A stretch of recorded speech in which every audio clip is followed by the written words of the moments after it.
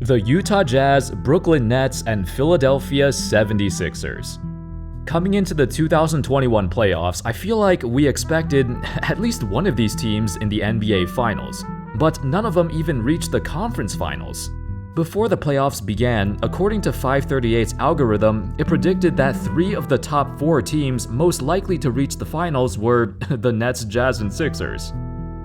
The Jazz losing to the Clips was not a huge upset, but considering Kawhi missed the last 2 games, it was an upset. Of course, the Sixers and Jazz losing, that was an astronomical shock. Not to mention, both the Jazz and Nets were up 2-0 at one point. They all choked. This postseason is unprecedented, cause every major contender suffered a slew of injuries, to the point where it got ridiculous. But even so, they were still expected to advance. Their opponents had some injuries too. What an utter collapse. How's it going, folks? My name's Andy, and in this video, let's talk about what's next for these 3 teams. From what we saw in the playoffs, will we see any changes? Will they run it back? And blame this on bad luck or something? For some of them, they're in quite the pickle, honestly, and I'll explain why. Let's get started. Also, if you enjoyed the video, make sure to subscribe, drop a sub or a like, and thank you so much for the support. So let's start with the Sixers. You guys might have watched this video I made a while back. It was about the players whose legacies are on the line, and they had a lot to prove. And this 2021 postseason was their chance to prove it. Well, in that video, I included Ben Simmons and James Harden, although Harden was injured, so I'll cut him some slack. But Simmons? Yeah, well, he floundered. He didn't prove anything. Actually, he did prove something. He proved that he's such a liability on offense that the Sixers don't even trust him in crunch time anymore. $35 million a year to sit on the bench in Game 7 and score 5 points with their season on the line. The dude shot like 30% from the foul line, which is literally the worst percentage in NBA playoff history. Nobody ever shot this poorly before. And over the years, he really did not get much better offensively at all. This will be the Sixers' biggest question over the offseason. What the hell do they do with him? They've been very patient with him, but as the years go by, that patience is running thin. The fans too are getting impatient, and let me tell you something, you don't want to piss off Sixers fans. The organization has explored trade options with Simmons before. Early in the 2021 season, there were rumors circulating that he could be part of a trade for James Harden. I don't think that's gonna happen anymore. Now, this 2021 free agent class is relatively weak, so teams will be looking to make more trades to compensate for that. And the Sixers will certainly be listening to offers. Embiid needs help, which is kinda strange considering they're supposed to have 2 other star-caliber players supporting him. There's no reason that Seth Curry should be playing better than Harris or Simmons. How did he all of a sudden become the team's 2nd most reliable player? The other primary issue is Doc Rivers. He's the perfect example of a coach who's living off his reputation. From one playoff run in 2008. With the Clippers and now with the Sixers, Doc Rivers-led teams always have a habit of underperforming in the playoffs. His adjustments are god-awful, his rotations sometimes make no sense. It's not a coincidence that teams coached by him are notorious for blowing leads. According to Kevin O'Connor, in the 2020 and 21 seasons, Doc Rivers has blown a 16-plus point lead 5 times. That's more than every other head coach combined in that same time period. Throughout his coaching career, 3 times his teams blew a 3-1 series lead. No other coach did that more than once. So is it the team or is it him? This is a scary track record to have. The Sixers' 2 biggest questions are Ben Simmons and Doc Rivers, without a doubt. The fans would be happy if both of them were gone, but it's hard. Rivers recently signed a 5-year deal, and firing him would cost a lot of money. For Simmons, personally, I still think they should keep him, cause with a contract like that, it's gonna be hard to move him anyway, especially with his trade stock at an all-time low after a pitiful playoffs. Some teams might be desperate enough to take a chance, but it's unlikely the Sixers could get fair value in return, so it's a lose-lose situation regardless. Either trade him for some lowball offers or keep him and watch him eat 30% of the salary cap for the next few years.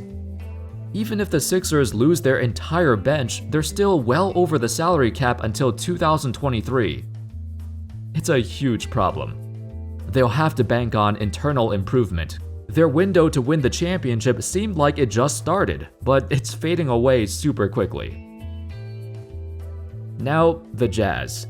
This is another upsetting loss. After going up 2-0 and after Kawhi went down, there was no reason the Jazz should have lost. There's no reason that Terrence Mann should be dropping nearly 40 points on an elite defense.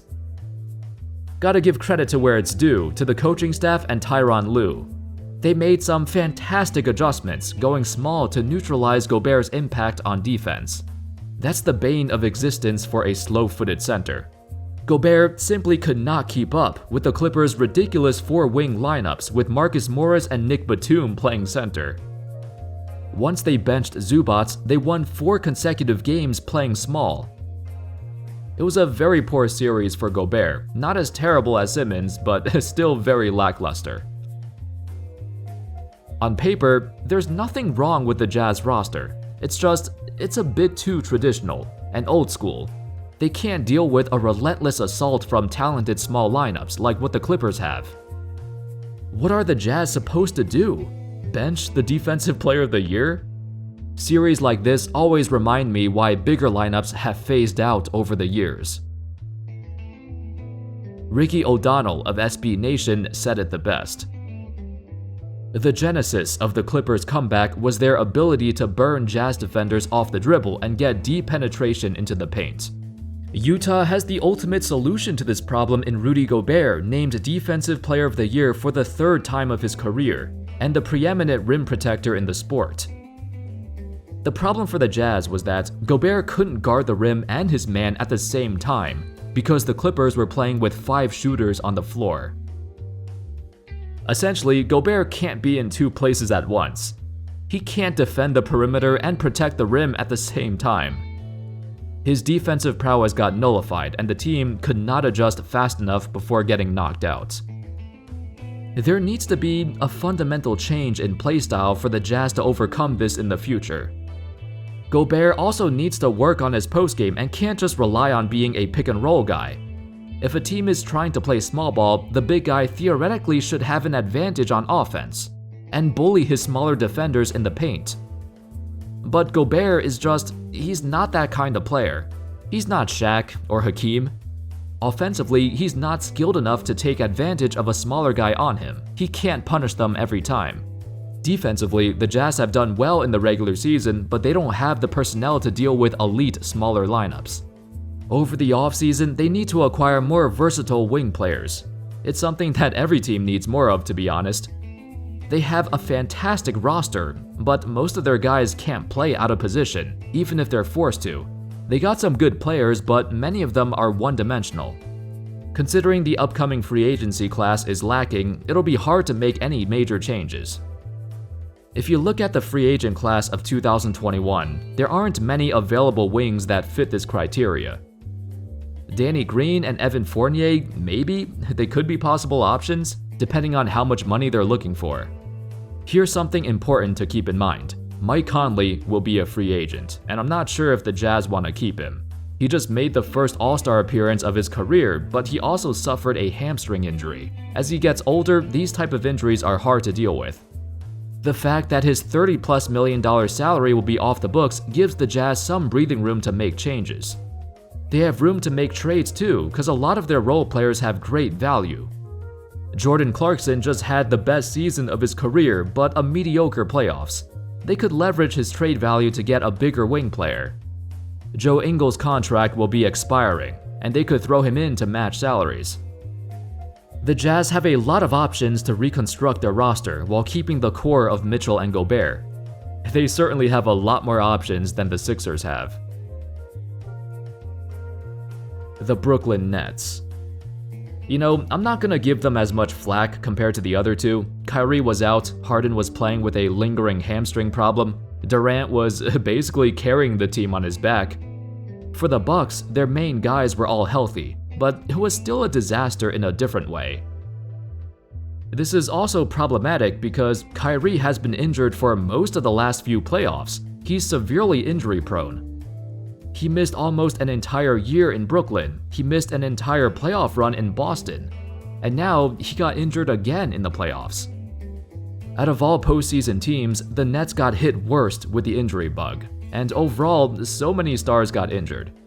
It makes you wonder if this congested NBA schedule is really plausible.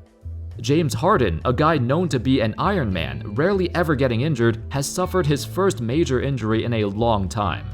But even when they weren't 100%, we saw what they did to Boston. The biggest question for them has been the same since the start of the 2021 season: health and their bench.